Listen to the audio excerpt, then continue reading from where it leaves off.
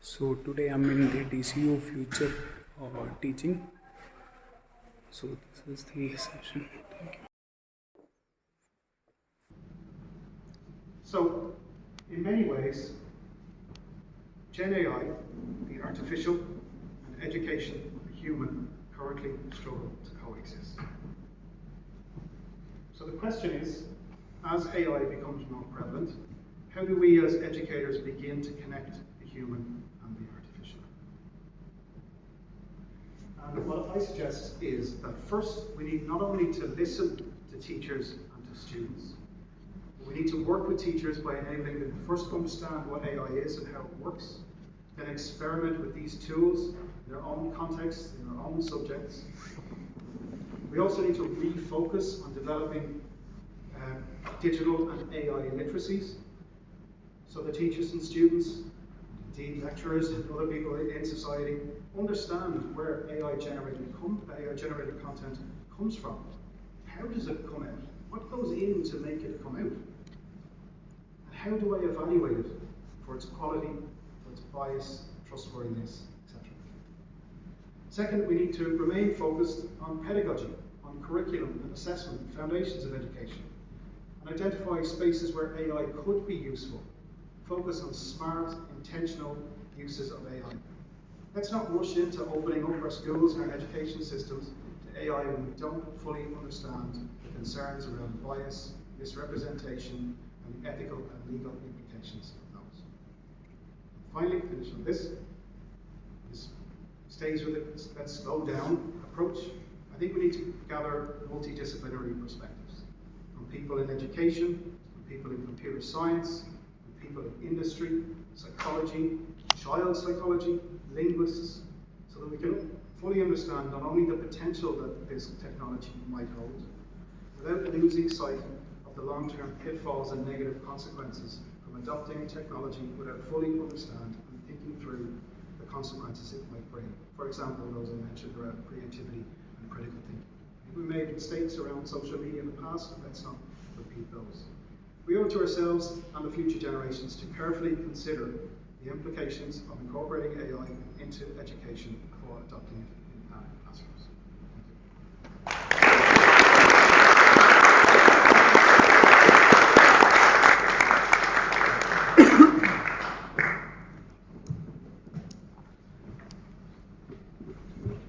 Thank you for that, Peter.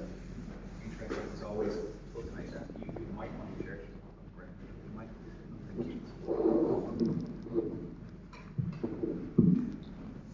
For the second time, I'd like to introduce Dr.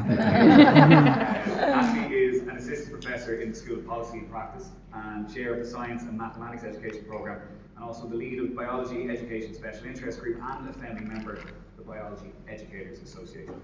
Utilising her experience as a science teacher and teacher educator, her research seeks to develop curriculum theory to underpin practical activities which feed through into conceptual understanding. And part of this work relates to incorporating more botany into inquiry-based teaching and learning. This evening, she will be speaking about biodiversity education. Please welcome Dr.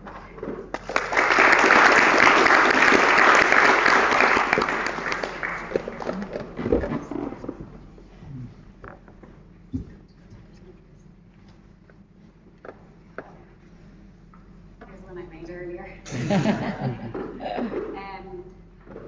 Hello, and it's lovely to be here this evening.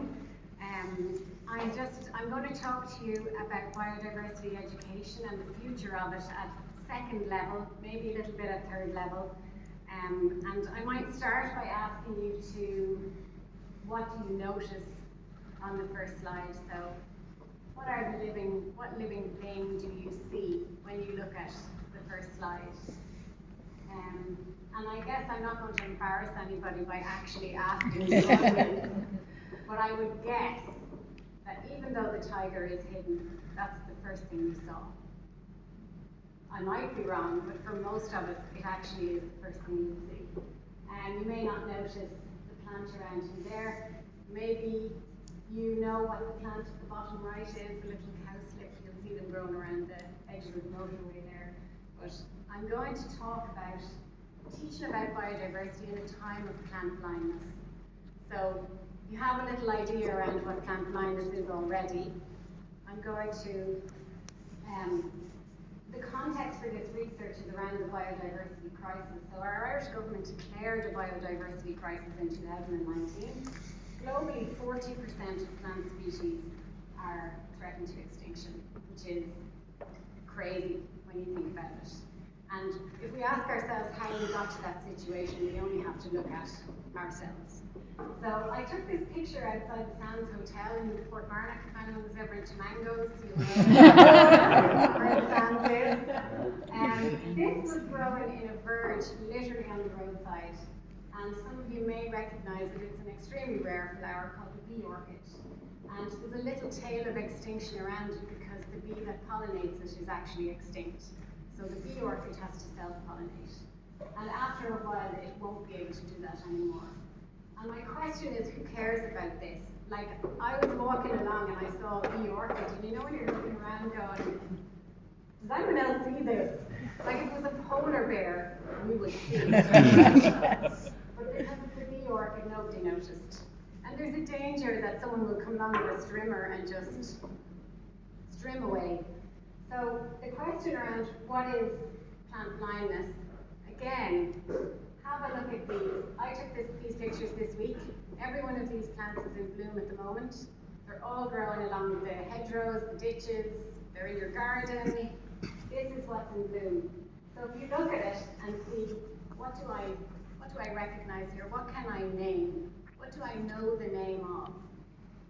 Right? And again, I'm not going to mortify anyone by asking, but really quickly, you probably know some of them, right? Everybody knows one or two. I can hear some people whispering. So I'm just going to start. I'll start you off and you can nod along. Starting at the top left, we have stitchwort.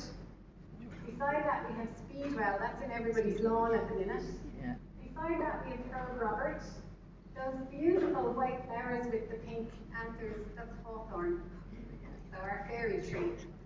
And here we have dog violet at the very right, and if you look closely, you'll see the tufty beards inside in it. Bottom right, we forget-me-not. The one beside that's cuckoo flower, they're all over the place, and if you look really closely, you'll see a little orange egg sitting on it, and that's the orange-tipped butterfly that relies on the cuckoo flower to lay its eggs. So if we have no cuckoo flowers, I have to talk, my husband's a farmer, I had to ask him not to let cattle into a field where those little orange butterfly eggs are laying. And they're so important, they're interdependent. We've heart tongue, a little non-flowering plant there, a little fern. The one beside it is a wild rose. So they're free, you don't need to buy them in the garden centre. And then this one here on the end is wood avens. So the flower and then the seed, which sticks to you as you walk along, right? So they're all in bloom at the moment. So plant blindness is a phenomenon of being largely unaware of or underappreciating plants in your environment. That's what it is. It's often seen as an inability to recognize the importance. If you are blind to something, you don't know its importance. And this is a phenomenon that's affecting so many within our population. So some little stats here from studies done. 14% of A-level biology students in a study couldn't recognize more than 3 native species, and it was the same for their teachers. In a similar study in America, the results were even worse. They could only identify 1. We've a woman in Galway, Karen Bacon, doing a study, and she's looking at how many you can identify out of 20, and she's told me that the average is 3 for the Irish person, between native flowers and trees, which is shocking considering Irish folklore and our connection with nature, that we do not know the names of things that we should know the names of. It's 10 years since anyone enrolled in a full botany degree in the UK. So no botanists qualifying in the last 10 years in the UK. In Ireland, the situation's a little bit better. We have a lovely department in, oh no, I better not say it. We have some lovely colleges around the country. We have botany departments, which will not be mentioned. But, so look at the problem with biology teaching. The people who are teaching this at 2nd and 3rd level generally come from a background of animals and not plants. And if someone comes from the wrong background, they don't have the knowledge that they need in order to be able to teach it or to inspire people. So that's the first problem with plant blindness. Okay, so another problem, so you might just say to me, sure, why can't I use an app? Well, Peter's after explaining that there. And I'm going to give you a physical demonstration of this. So plant blindness is another word that might be zoo chauvinism. So we are naturally biased towards seeing the animal from an evolutionary perspective because it's more important for us to recognize if an animal is a threat or not. So this chauvinism or this bias has actually come into AI. So on your iPhone, guys, if you take a picture of a plant and just swipe up, it will tell you what the plant is, right? So here, I did that with this. It identified the butterfly, not the plant. You can't see the plant when there's an animal in the picture. So it's even trickling down into these little algorithms. So that's kind of interesting, right? So using an app is not enough, and often the apps are off. I have the Merlin bird app. It identified a bird that only lives in Africa the other day. So either the app was wrong or the bird was wrong, one or the other. So if I just flick ahead to now, I know you can't see this, and that's okay. I'm going to just really quickly explain what's going on here. It's about where's this all coming from. If we don't have the experts to teach this at second level, we will not inspire people to study it at third level. If people don't study it at third level, we will not get experts to do research on this. And so the cycle goes on and on and on, and that's where we are at right now. And the other part of that circle is, if those experts are missing, they are not at the table when we're making policies around biodiversity. We have a new biology curriculum just came in. Who's at the table when the biology curriculum was being written? Were there botanists in the room? I'm asking the question. These decisions mean so much. We have a national biodiversity action plan was just published in 2024, and every department is in it. Well, that's an exaggeration. 4 or 5 are in it, but education's not there. Why are we not there? Surely we are the front line in terms of teaching people about biodiversity and plants. So it's something to think about. Okay, so I might scooch on there. Yeah. So I'm just going to really quickly outline the situation in black and white for you. So we have 18 junior cycle subjects and 15 short courses. Biodiversity is mentioned in one syllabus, and that's science. And in the science specification, it's mentioned once in the learning outcomes. That's there in purple on the side. And if you read very carefully, you look and see it's about humans and biodiversity. So the benefits that people get from ecosystems.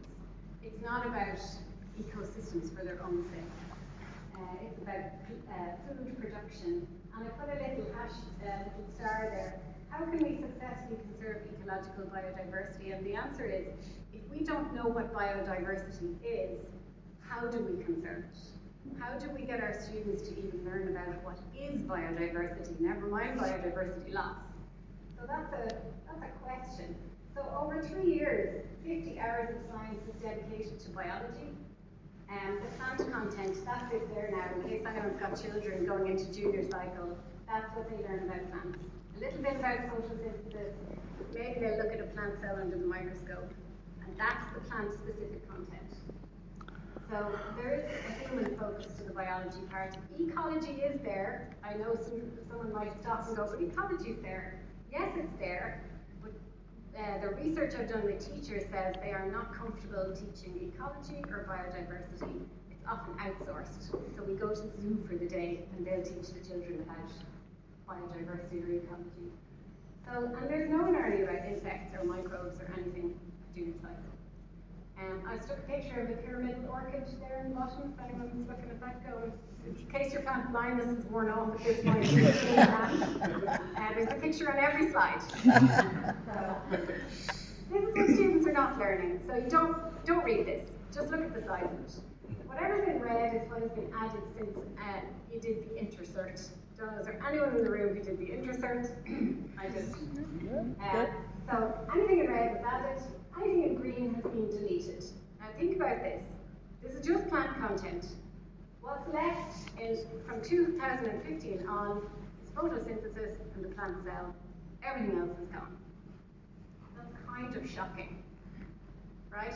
And this is our children, our future. We are in a biodiversity crisis, and this has all been deleted. Now, we'll acknowledge the course was too long, but did we need to delete all of that plant content and leave so much human content? It's just a question. You probably know this plant here on the right. Okay, so let's look at the Leave Insert. So we have a great opportunity with Leave Insert biology. Over 60%, it's the most popular subject. Health breeds, the wonderful subject.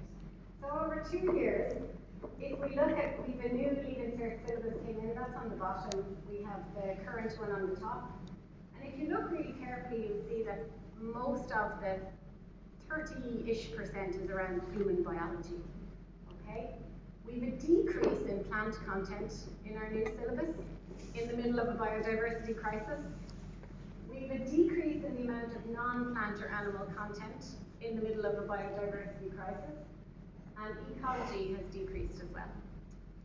So we have to ask some questions about this, and we need to really think about it. If biology is the only subject where we learn about biodiversity, so I hear you saying, well, perhaps it's not. So ag science does a little bit, and ag science teachers do wonderful work, but ag science isn't taught everywhere. And we do have a new subject called, oh my goodness, sorry, and I forgot the flower on the last slide. Oh, I'll come back to it. Leave Insert Climate Action and Sustainability Development, a perfect opportunity to address the biodiversity crisis, right?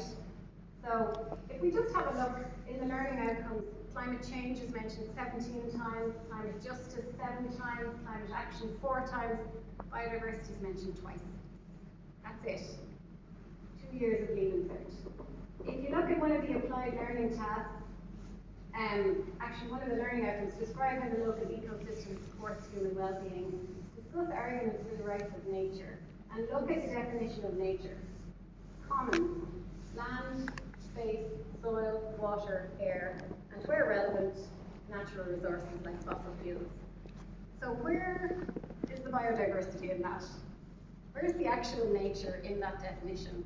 And how can you argue for the rights of nature when nature isn't even considered in there? So again, food for thought, right? So I'm going to finish on where can we go? So I can stand up here and talk to you about it and tell you what's going on or show you the picture.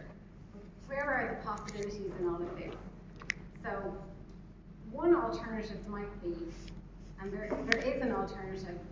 If you look in our Leave Insert specifications, the economy is mentioned many times. And it's about educating people to become workers for the economy. So an alternative may be to take the economy out of our senior cycle education and our second level education. Why do we need to educate workers for the economy when they will go to university, they will go to apprenticeships, they will go into jobs where they will be trained to do that stuff? We have to think about what is education for, given what, everything that's happening on our planet at the moment. We also need, and Peter mentioned this as well, to support teachers in developing confidence around teaching botany and biodiversity, because currently they do not have that confidence because it's not built into their undergrad education, it's not built into their person. They're not feeling it the way they feel animal biology. And higher education has a role in including botany-specific content. So many courses will do plant science. Very little botany-specific courses in science degree programs. But botany underpins biodiversity. And finally, education needs to step up and take its place at the table when decisions are being made around biodiversity. It's not enough to assume that students are being taught this. They aren't. And the voice of people in education should be at the table when we're looking at biodiversity action plans and when we're looking at, you know, the results of the citizens' assembly, all of those things. It's so important that we have a voice in that. So I'll finish with one of my favourite wildflowers. That's a little field pansy. They're so cute. You wouldn't see them unless you were looking for them because their heads bowed all the time. But they're beautiful. So I'll finish with that. Go Mila Mongan.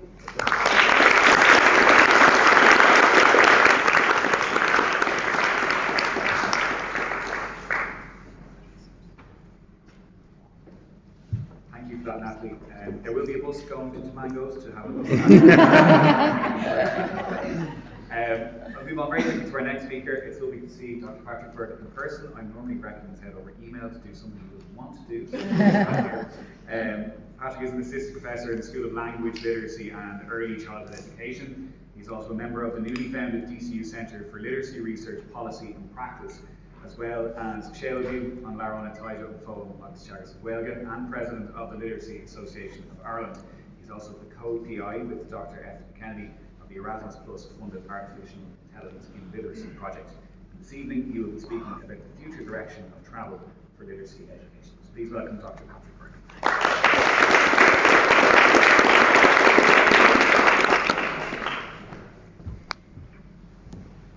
Hi everyone, can you hear me okay? Yeah. Great. So thanks Rob for the introduction. I was thinking, I'm talking about the future of literacy, and I'm thinking about reading. I'm thinking, what would you read if you're reading the future? Well, tea leaves. So I'm going to talk about reading tea leaves over the next little while, but also some actual research from real studies and things we might be able to believe. I learned yesterday that tasseography is the art or science of reading tea leaves. So I'm going to be a tasseographer for this. And what I'm hoping to do is draw on some research that's currently or has recently been conducted in DCU on literacy, and also some international research that might guide what we need to think about over the next 5, 10, 15, 50, 100 years of what it means to read and write, and what it means to teach reading and writing, and all of the skills that go with it. Now, I'm going to try and not channel this particular but I will say, if you've watched Harry Potter and you've seen Professor Trelawney, she does give some warnings, some dire warnings. I do have some warnings along the way that I think we need to be aware of when it comes to literacy education. Some of this ties a lot with what Peter was talking about just a little bit earlier. What better place to start when you're thinking about the future of literacy than 5,000 years ago? So what's on the screen there is a tablet that was written 3000 BC in Mesopotamia, kind of around where modern day Iraq is. And I want you to look and see, can you figure out what it says? I will take you out of your misery because I couldn't, and lots of very skilled anthropologists have looked at what were people reading and writing about 5,000 years ago. So apparently this first bit says 29,086 and this bit says 37 months. You might guess the next bit just to the right there. This actually links with the pantheon a little bit, naturally. I didn't think of this connection. This is barley, apparently, and apparently anthropologists can't figure out what those two bits mean. But this last bit here on the screen, if I can get it to come up, is a signature, Cusham. So Cusham apparently is the name of the person who wrote this stone tablet 5,000 years ago. Now, why am I kind of going way back into the past to think about the future? Like, if we were writing this today, it would probably look something like this.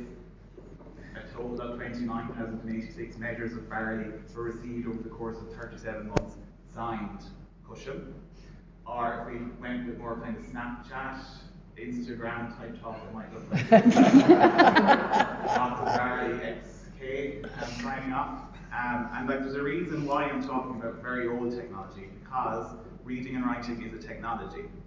So we think about AI and computers and tablets, but reading and writing on a piece of paper is a technology that has completely changed how humans interact with the world and their cognitive capacity. And every invention we've had, whether it's directly related to reading and writing or not, has in some way been enhanced by the capacity to go beyond our brain and capture thoughts and communicate with others beyond the people who are right beside us, who we are talking to.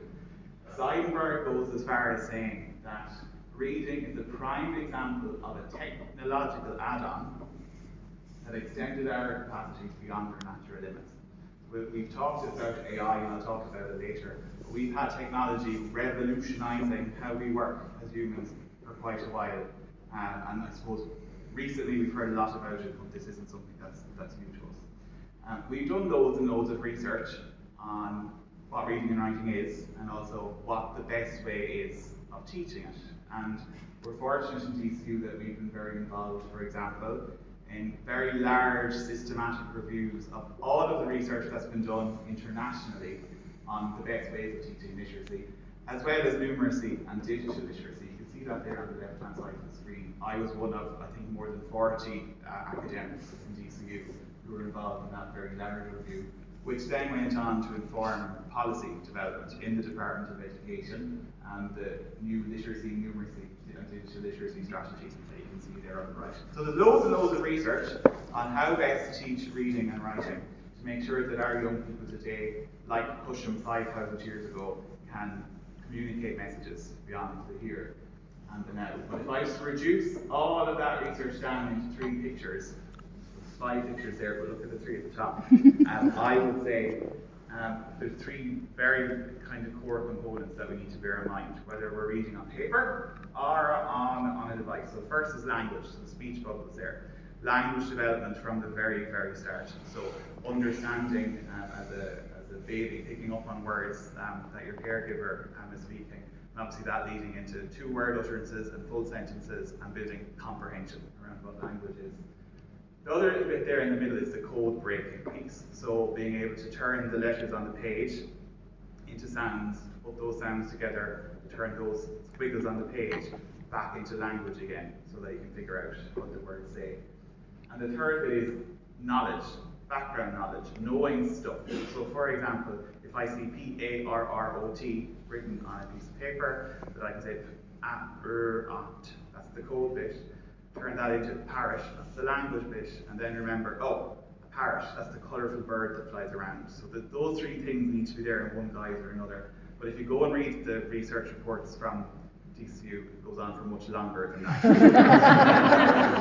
Hundreds of pages summarising the research that we have internationally.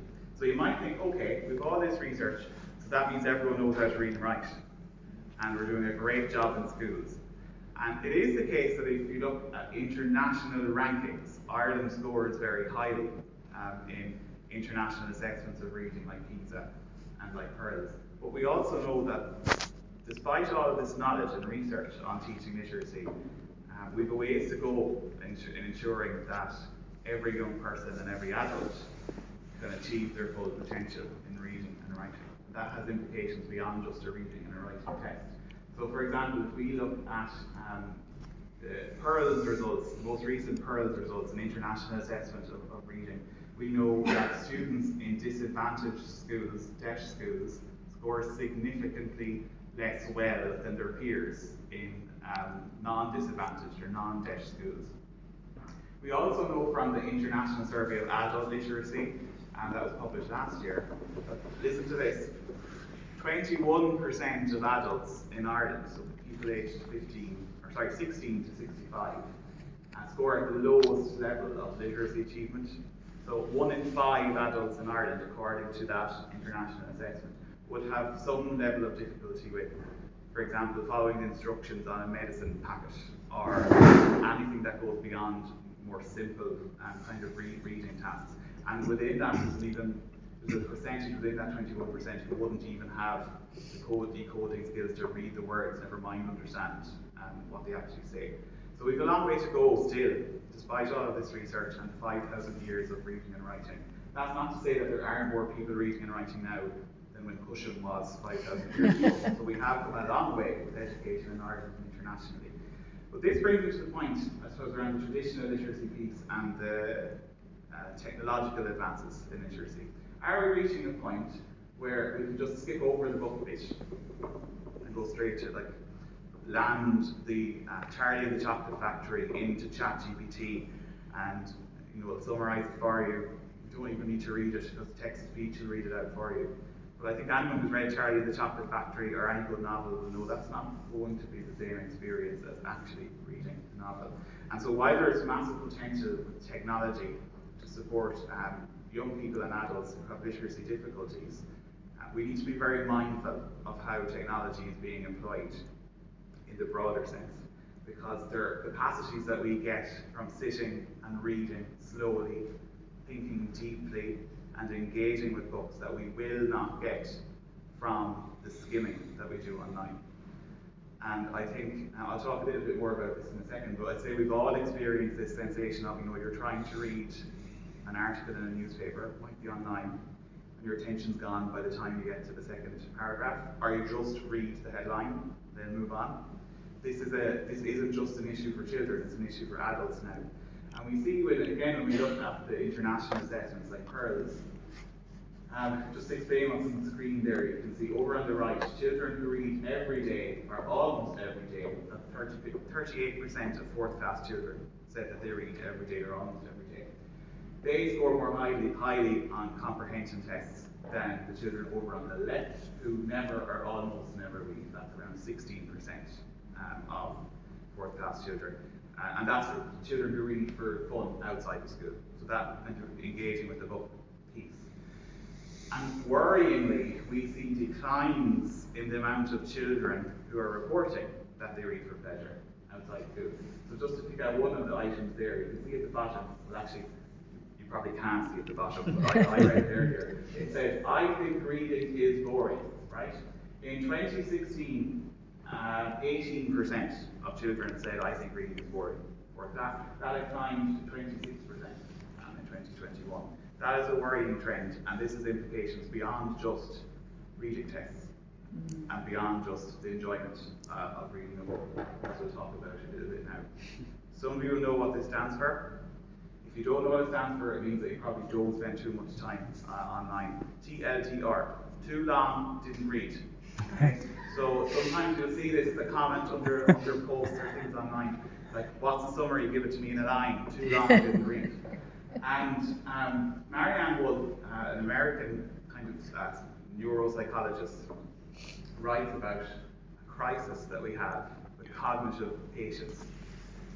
So the ability to slowly process a book or an article or whatever it might be and actually read what it says. I find that even with emails now, I'm skimming them and I realise the answer to the question I had is actually in the email, but I just didn't read it properly. And that might be an email that's only a few lines long. So this is becoming very pervasive in our reading, whether it's in like a hard copy or online. And this is an issue for deep reading. But what Marianne Wolf calls out is that this is actually a broader issue. Society works well when we have children and ultimately adults who can sit with ideas and mull over them and read them and reread them and build background knowledge through these more extensive, deeper pieces of work. Empathy comes from this, critical thinking comes from this, and this helps society kind of glue together and be able to discuss ideas without having to rely on the 20-second TikTok to explain the concept to you, or the one-sentence summary, or the abbreviated version that ChatGPT will give you of any article that you read. This has implications not just beyond reading tests and not just beyond achievement in school, it goes well beyond that in society. And I suppose this is where it comes to, like, the warning from the kind of the TVs. And it ties with what Peter said earlier. We need to be very mindful of how technology is being used when we're trying to develop these capacities with young children. So Marianne Wolf proposes that we need a biliterate brain. Our brains have not evolved to read. We actually rewire our brain to be able to pick up symbols, link them with sounds, and then produce that as a word that we decode. And that's something that's learned in school for the most part. Language is more innate. Young children, as long as they have plenty of interactions, for the most part, will learn to speak and will learn to listen. That's not to say that it can't be further developed, but it's an innate capacity. Learning to read and write is something that usually will need to be taught. And we need to be very mindful for those school years around how this balance is happening between language literacy development and those more digital, critical online capacities. Because if we introduce that third one too soon, we may be undermining the more traditional literacy skills that are needed to engage with that book that you get enjoyment from, that you'll sit with. So Marianne Wolf says, for example, 0 to 2-year-olds, all of the emphasis should be on connection. I think we'll hear more about that later. Connection, language, books between caregivers and children, right? No devices whatsoever is her recommendation. 3 to 5-year-olds, also next to no device use. And the emphasis continuing on the language development piece, that first speech bubble that I mentioned. And connection again with books, language development. 5 to 10, when more formal schooling starts, it's recommended that the formal literacy skills will start, so teaching the connection between letters and sounds, learning all that good stuff like spelling, handwriting, developing fluency in reading and writing.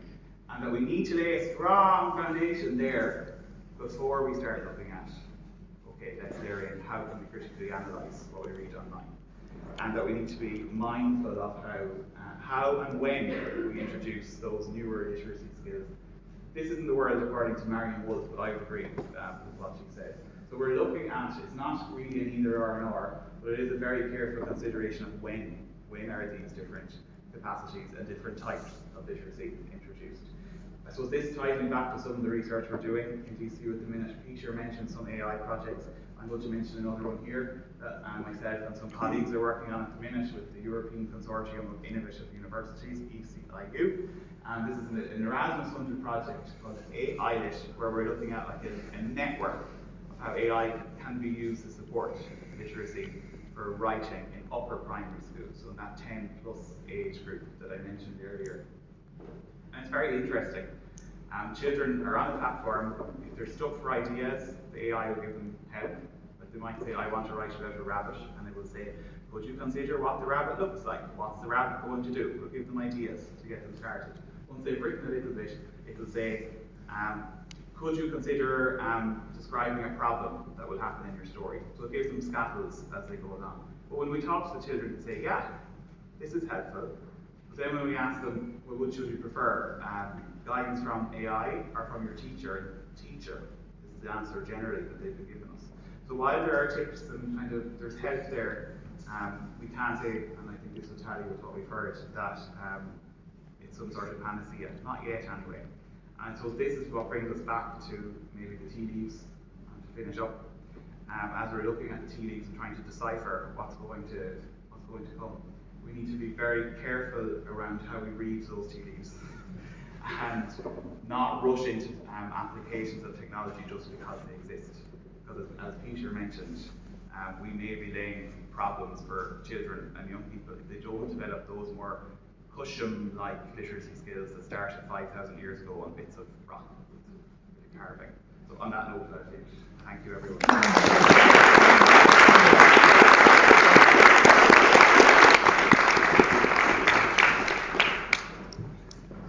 Thank you for that, Patrick. Excellent, as always. We'll move on to our penultimate speaker. We're flying through this evening. Brian McKenna is an assistant professor of early childhood in the School of Language, Literacy and Early Childhood Education at DCU. She's previously worked as a primary school teacher and educational psychologist and has a special interest in the development, implementation and evaluation of evidence-informed initiatives to support better outcomes for children and for families. Gráinne is currently undertaking a doctorate in educational psychology with University College London Faculty of Brain Sciences. Tonight she will be speaking about her current research on the importance of care, nurture and relationships in supporting children's development. How are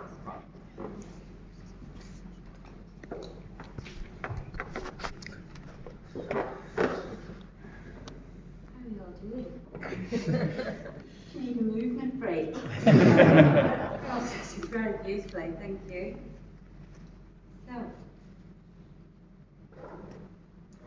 when I was asked if I would like to take part in a talk about the future of education, I was a little bit worried about my lack of knowledge about AI and new technologies.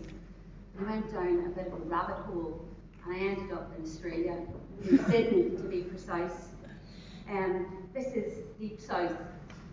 It's a supercomputer that has been built by a Centre for Neuromorphic Systems in the Western Sydney University. And supercomputers are extremely expensive. And the hardware alone in Deep South costs $2 million. And what Deep South is trying to do is that it's trying to develop this neuromorphic monster that is capable of 200 trillion synaptic operations per second. What it's trying to do is emulate the human brain. And so when I was down this rabbit hole, what I came to the realization is that in a world that is increasingly influenced by artificial intelligence and new technologies, it is absolutely critical that we remember that the greatest supercomputer that you will ever own is not the one in your pocket or on your desk or in a warehouse in Sydney. It's the one on top of your neck. Human brains are incredible. They are the most magnificent thing. The brain is an organ of adaptation. It is capable of learning quickly using small amounts of messy, incomplete, and noisy data. Our brains are highly efficient. They are formed by pruning and exposures to experiences. The foundational architecture of all of your brains was formed before you even started school. Infancy and childhood are characterized by rapid and dynamic brain development, when the complexity and depth and density of these cortical neurons are increased and are formed rapidly. In the year 2000, does any of you remember that? The impending trauma of technology crashing via the millennium bug. As we were getting over that, it didn't happen, by the way, it was a thing as it turned out. But at that time, Jack Shonkoff published a book that was wonderful. It was called Between Neurons and From Neurons to Neighborhoods. And the context of that book, that was only 25 years ago, it's outdated. It was talking about children's brain development, and it didn't have information we didn't know about digital literacies, TikTok, thank goodness, AI, any of these things. But the principles of Shonkoff's work remain the same. That brain development is based on human connection, interaction, exposure to rich learning experiences. Our capacity to acquire new information and make connection requires this interplay between the neurons, the brain, the biology, and the neighbourhood, the environment. And in particular, the book emphasised the importance of human relationships. Our brains are hardwired for human connection. Evolution has prepared us for learning by adults, so we are socialised by adults. We're hardwired for connection. Healthy development of our minds, our bodies, and our well-beings is reliant on nurturance and care. And it's not just brain science who believes that we should nurture children. There's a growing body of rich longitudinal data, including our own work from growing up in Ireland and children's school lives, that demonstrates important correlations between really high quality relationships, so between parents and children and teachers and children, that really predict positive outcomes and futures for children. Listen, it's not all good news. For increasing numbers of children, there's a glitch in the matrix, there's a virus in the system. I've got loads of these, by the way. I've got one about RAM, I've got one about programs, too many programs operating, just tell me to stop. But you get the analogy. What we're seeing in children's development, and it's affecting how their brains work, is that we're seeing a decline in well-being and mental health. And it's causing real problems for children's learning, for their developments, and for their long-term outcomes. Ireland, similar to other high-income countries, has seen a gradual decline in children and young people's overall life satisfaction, emotional well-being, and self-esteem. We're seeing increased rates of anxiety and depression. And the anxiety and depression, that disease load, that outcome across the lifespan, is particularly difficult and challenging in terms of who we are and who we become. the decline is not actually associated with TikTok. When we look at literature talking about children's well-being, they're saying that recent declines in children's well-being are somewhere in the aftermath of COVID-19. But children also worry and fret about things that we worry about. Global megatrends of inequality, precarious housing, climate change, economic and political disruption. All of these have impacted children's well-being and resulted in a surge of mental ill health and negative impacts. This data is from the State of the Nation's Children Report, Our Nation, and happiness has decreased in the last decade. In 2014, overall, I broke it down into the areas, because it's a bit like wedding photographs, nice to look at, but you want to see the ones you're in, okay? So I broke it down into broad areas across Ireland. So generally in the state, okay, in 2014, 90% of children reported being happy with their lives.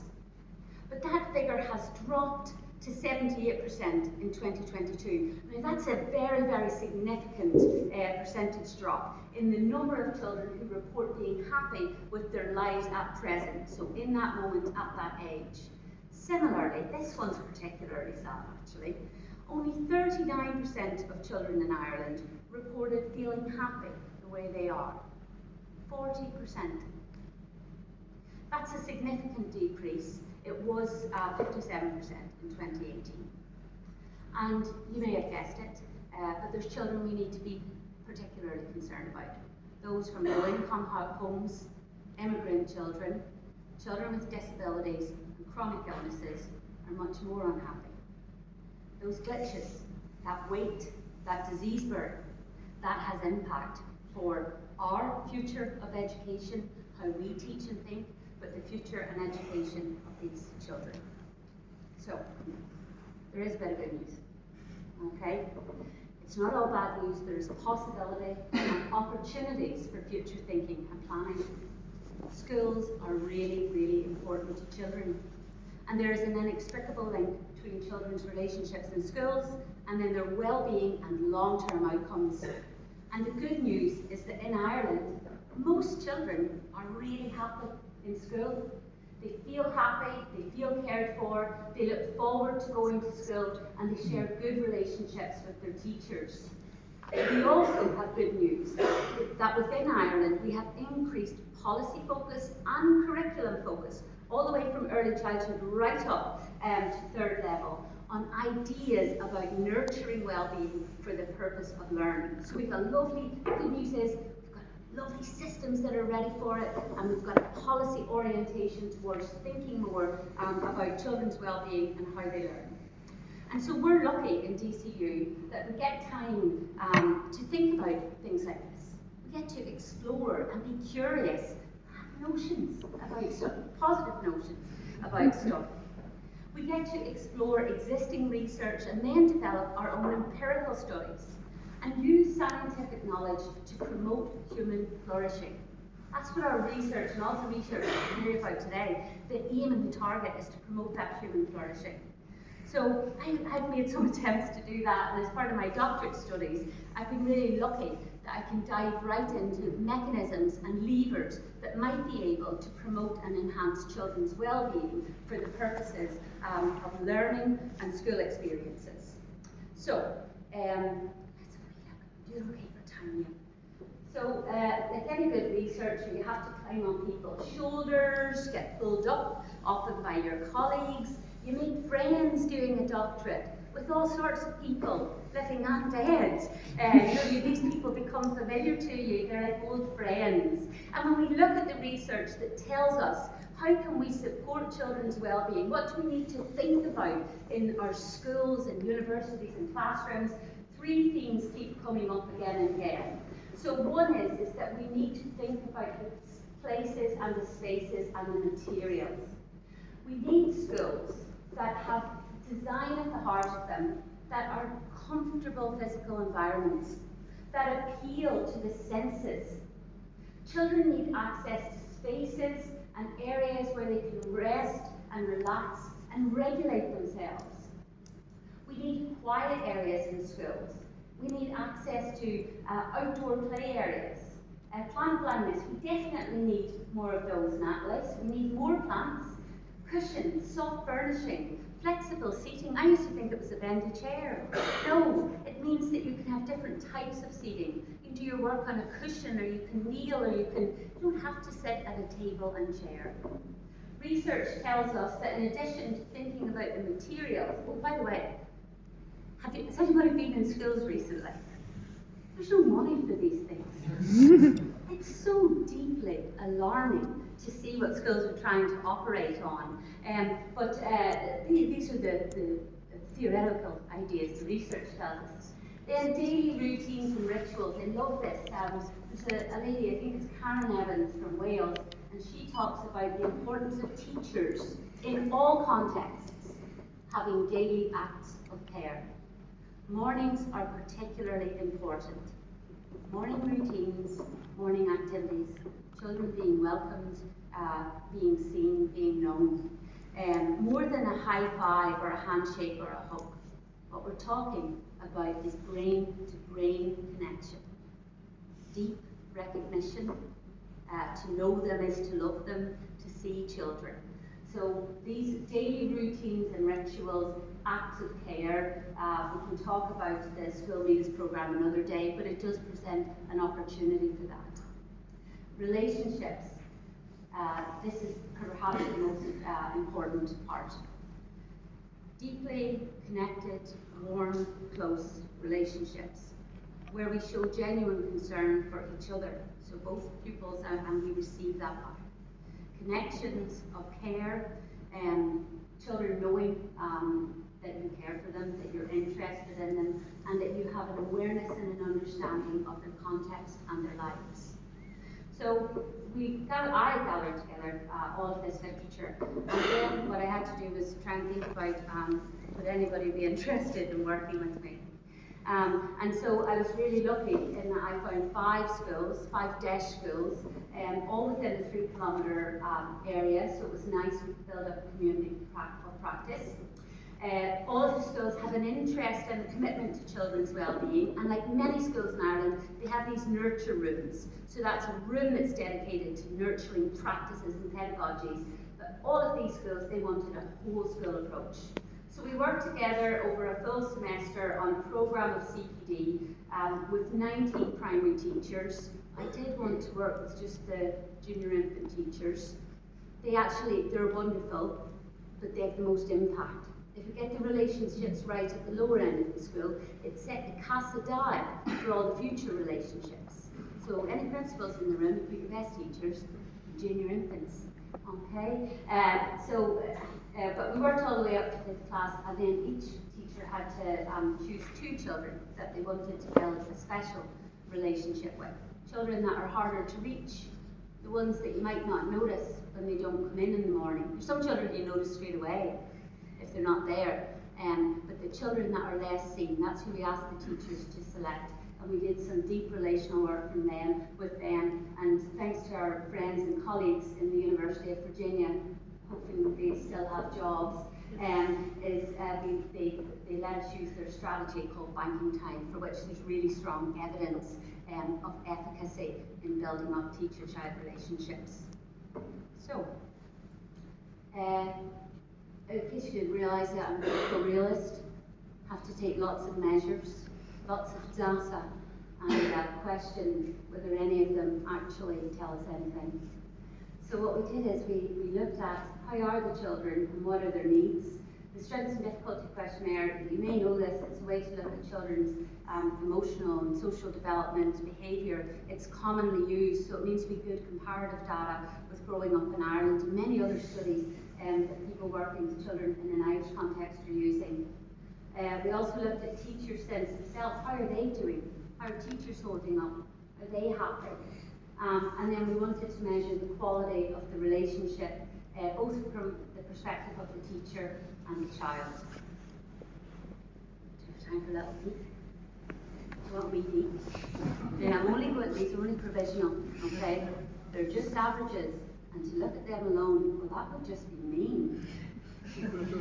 Thanks for coming, guys. Okay, so when we looked at this study, what we found is we looked at the profiles, the behavioural profiles of the selected children.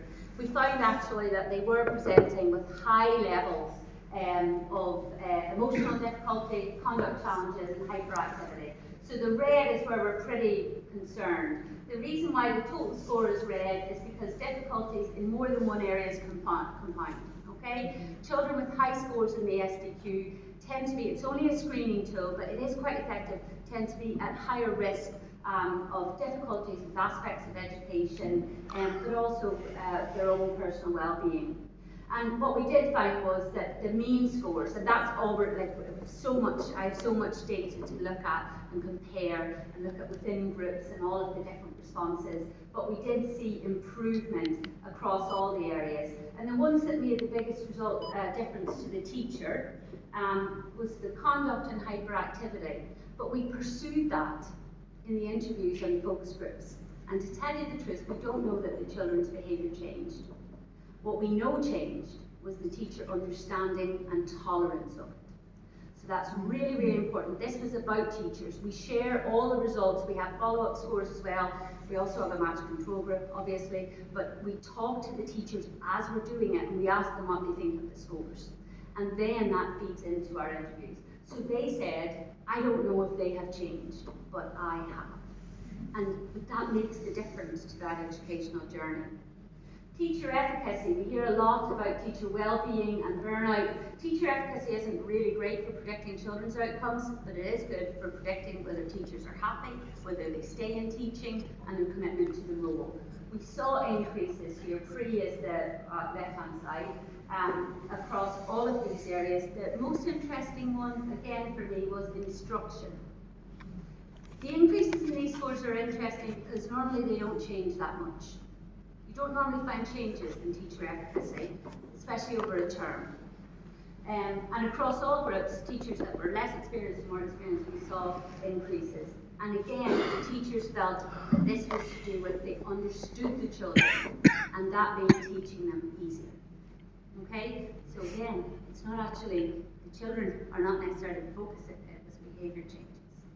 And then the last one that we sort of have today, and again, they're just indicative.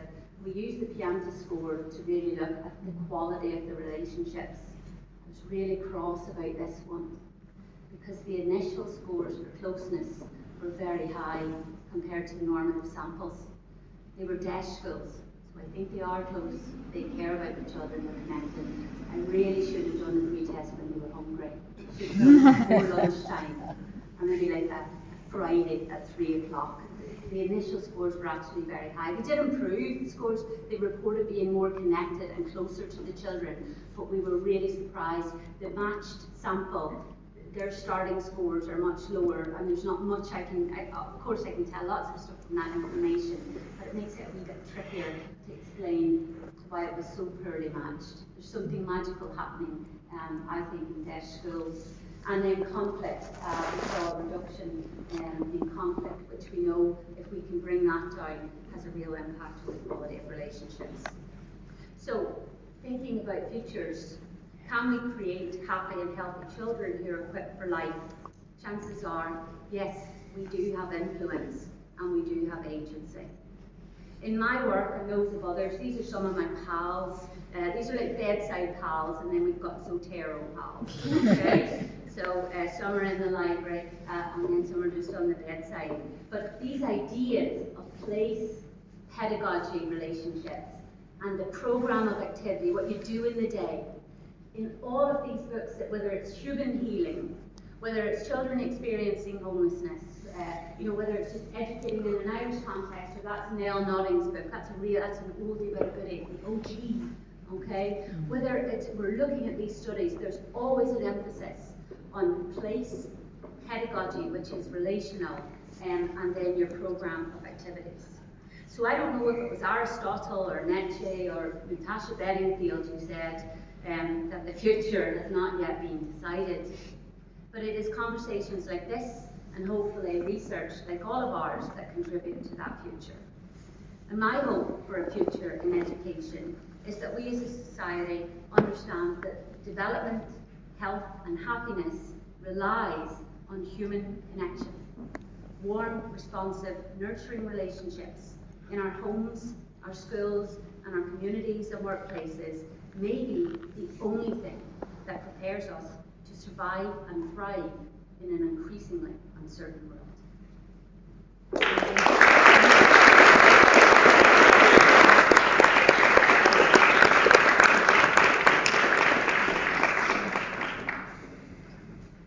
Thank you for that, Gráinne. Our final speaker this evening is Dr. Sylvia Kazmarchak-Murray, who is an assistant professor in the School for Inclusive and Special Education and a member of the DCU Educational Disadvantage Centre and the DCU Centre for Inclusive Pedagogy. Prior to joining academia full-time, Sylvia led the development and implementation of a range of prevention and implementation programmes across 10 DESH primary and post-primary schools within the TUSLA Education Service. Tonight she'll be speaking to us about the importance of equity and inclusion. Please welcome Dr. Sylvia Kazmarchak.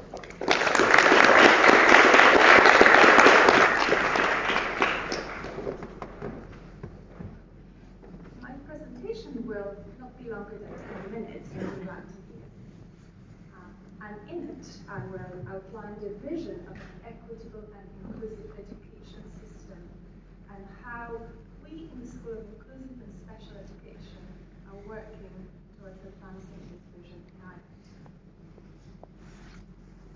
If you could consider the concept of the school for all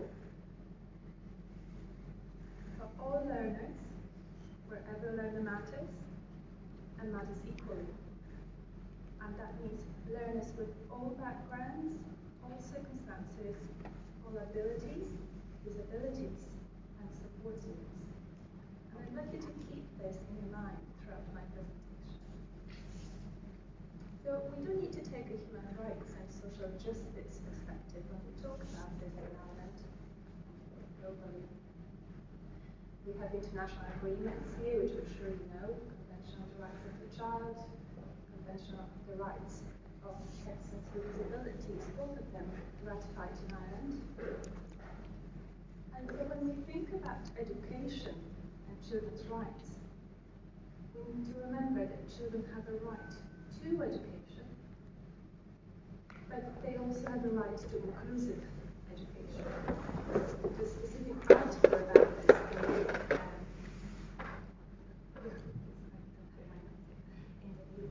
in the UNC report 2024. So that is attending inclusive school, a local mainstream school. Then children have a right, have plenty of rights in education. They have a right to quality of education, all rights that we all have, children have, such as the right to expression, to be free from discrimination, right to participation in decision making. Thank you.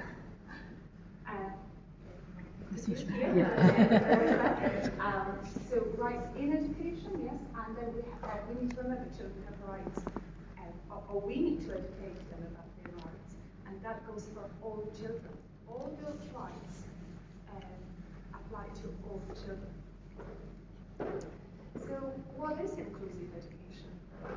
This is a definition by Professor Mel Einstein, who actually came to Ireland a few months ago, opened a research center and a center for inclusive pedagogy that's hosted in DCU. And he says that inclusive education involves a process that is concerned with the identification and removal of barriers to the presence, participation, and achievement of all students. So now, how do we remove barriers to an achievement of all?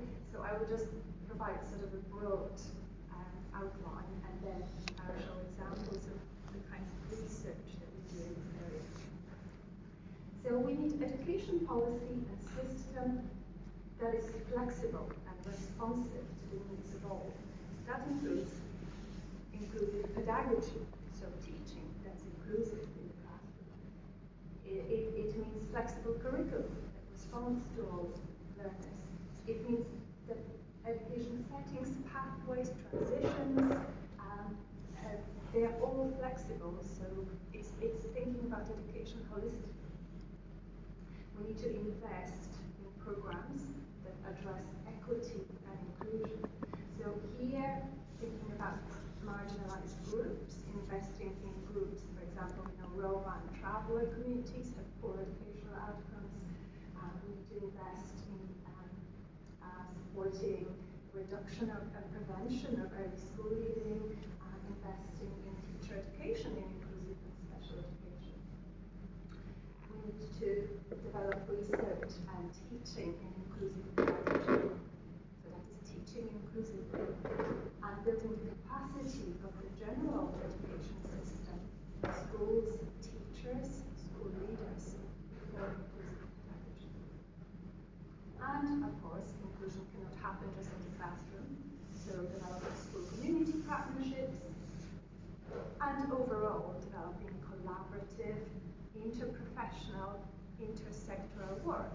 So collaborations in schools, of teachers, mainstream and special education teachers working together, interprofessional work between health and education sectors, intersectoral work, education, arts sector, youth sector, all working together towards this incremental enhancement.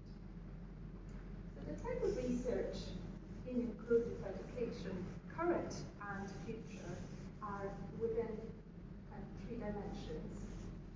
Number one is to carefully consider the definition of inclusive education. Number two would be to use nuanced ways of collecting and interpreting research data. And number three would be to use systems thinking to understand inclusive schools. And I will give examples of our research within the Center of Inclusive Pedagogy. So in terms of research on the definition of inclusive education, we, for example, are looking at the teachers' attitudes towards inclusive education and the skills in terms of inclusive pedagogy. We are also trying to understand the position of special classes in Ireland, because despite all the talk about inclusive education, we have tremendous growth in special classes, which are spatial segregated settings in Ireland. So we are talking to everybody who is a stakeholder around those classes to try to understand their role within inclusive education and to try to understand the experience of children in those classes. So number two would be looking at nuanced ways of collecting and interpreting data. And here we talk to all stakeholders and to understand their perspectives, including, but especially children, including all the children. So one project is, for example, the Autism Friendly Schools project that uses creative, arts-based, participatory methods to ask children, to elicit children's perspectives on what is meaningful for them in education. And another project which I completed with colleagues from the Department of Children last year was developing guidance for the inclusion of disabled children and young people in decision making. And in this guidance, we included methods for eliciting views of all children, including children with communication differences, children who are not speaking, all children. And another dimension would be using systems thinking. And here, one example of research that I completed for the Department of Education last year is looking at, for example, equitable allocation of resources within the education system. So in Ireland we have a school completion program, which is part of the School Education Support Service. It's a program that aims to reduce early school leaving, but this program operates only in schools that are designated as disadvantaged. But of course, there are children and young people who are at risk of early school leaving in all schools. So, thinking the financial and resource allocation considerations are important for inclusive education as well. And another project which we are currently doing with colleagues who are sitting here in the audience, Christina Hanke and Dr. Paula Buchanan, we're looking at interprofessional practice of teachers and speech and language therapists. So here, this is research that looks at how education and health sectors can work together to advance outcomes for children in inclusive schools. So if I can bring you back to the definition of inclusive education, that involves a process that is concerned with the identification and removal of barriers to the presence, including attendance, participation, including participation in decision making, and achievement of all students. So the future of education is inclusive education. It's creating schools where every learner matters and where all learners matter equally. And that is a continuous and never-ending process of adjusting the education system so it meets the needs of all learners within a school.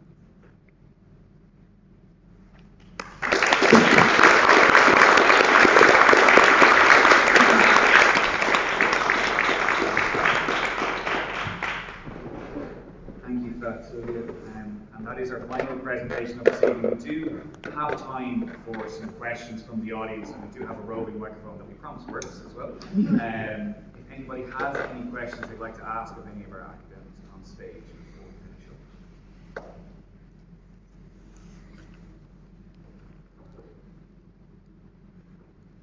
Can I ask a question? That's all right. I suppose Peter and Patrick, this might be one for you, and I'm thinking about the push about 10 or 15 years ago for iPads in schools and how trolleys of iPads were wheeled into classrooms, and now quite a lot of them are gathered dust. Is there a warning in that maybe for working head on into throwing AI into classrooms, for example? You go first.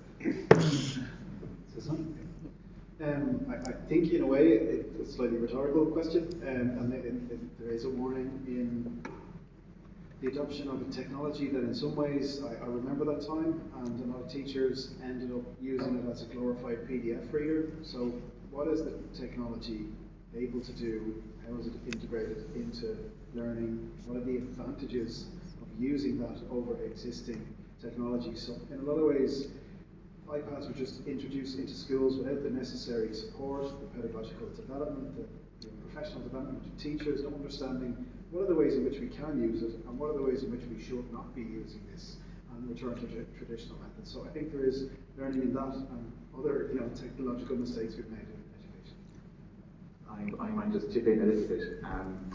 When I was a primary school teacher, I was the technology coordinator of the school. So 1 year we did budget with some money to buy iPads and spent a lot of money on iPads, and they gathered dust for that year. So I think I was the only one who used it that whole school year. And I remember talking to a teacher colleague on the stairs saying, "We go down to get the iPad, it's Tech Week." That was a thing, I'm not sure if it still is. Yeah.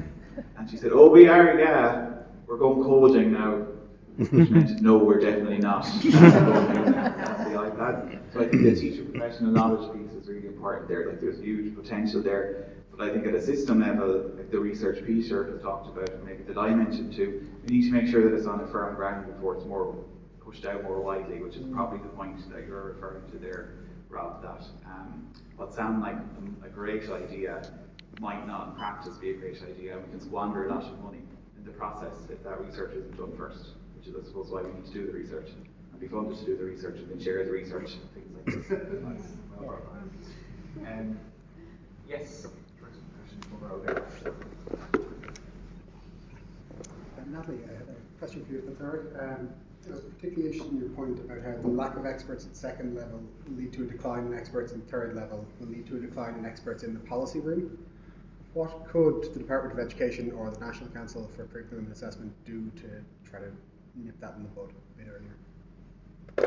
Thanks for that question. I actually think the Teaching Council should also be involved in your question as well. So you can qualify as a teacher of biology in this country without ever having any botany or ecology in your degree. And you can go in there and teach biology, which seems crazy, right? So that needs to be addressed. There needs to be I'm not demanding, not just to be clear, but a system whereby teachers can upskill and in a safe way, because I've done lots of interviews with teachers now. That's the next phase of the study, and I'm seeing actually a large gap between younger teachers and older teachers in terms of their knowledge of botany. And the older teachers have come up through the older curricula, and the younger teachers are coming through the new junior cycle, and they really don't have that knowledge. So maybe opportunities around professional development. IJA would have a role there, coming into the room with professional development of teachers, and possibly for non-specialist teachers, so not just biology, but if you're a science teacher with chemistry or a science teacher with physics, that those teachers also need to be in the room because they are teaching science to junior students, and they need knowledge of biology. And currently, under teaching council requirements, that's not essential. It's not a requirement. So it does need to be about giving teachers confidence, professional development, and really taking a whole education approach to it. Primary, early years, secondary, third level. A cohesive approach to it. Does that answer your... Is that okay? Yes, very well. Folks, do you have any more questions? Yeah.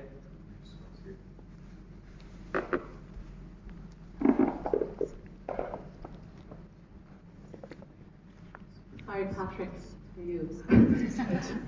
Just because you scared me there with Barry Wolf and the implications of what's happening in terms of children age 0 to 10.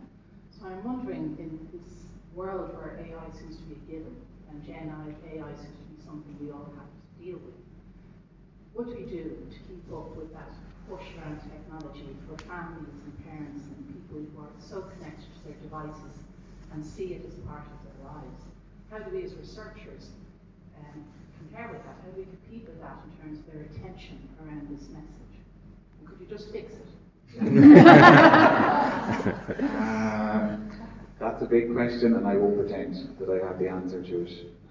I think we're still at a very early juncture with AI in particular. And even with technology, if you think back 5,000 years of the technology of reading and writing, we kind of that figured out around, particularly in the last 100 years, the last 20, 30 years, how best to teach that. And I think we're still at a point where research is pointing in certain ways, and there's emerging consensus maybe on... Actually, I wouldn't even say that what I presented there was a consensus. That's just one person's thing that I suppose I was endorsing. We're still not at a consensus in the research on this. And I think once there's more research done and we see how these things play out, that consensus will build up, which then eventually will make its way into simpler messaging maybe that can be more widely communicated with confidence. But I couldn't pretend that I know the best way of doing it. I think, we see lots of actions in different school communities around the country where they're making pacts to say we won't give children devices outside the school until they start in secondary school, for example. I think there's massive potential there. But we need to be careful too around children's rights and what their interests are, and also making sure that it's not some sort of cliff edge, like we pretend that technology and AI doesn't exist. And then if we go by what I presented earlier, at age 10, we say, oh, by the way, did you know there's this thing called, because obviously that won't work. So I'm not, to be honest, Jane, I don't know the answer. I just kind of rambled around there for a little while. I think it's something we need more consensus on, and then better communication from the research. And folks, that is unfortunately all we have time for this evening. We'd like to thank the RA for hosting us this evening, to establish a venue. To all of our speakers, to Dr. Peter Tiernan, to Dr. Sylvia Catherine McMurray, Dr. Patrick Burke, Dr. Matthew O'Neill, and to Brian McKenna. And thank you for coming as well at a time when academia is under pressure here and also abroad in many ways. It's fantastic to see so many people interested in research and its real world impact. And if you are interested in finding out more about the research that's happening, please do visit the DCU Institute of Education website and our dedicated DCU research website. There's loads of really good stuff on there, I promise. Good meal, like those chocolate, not this solo.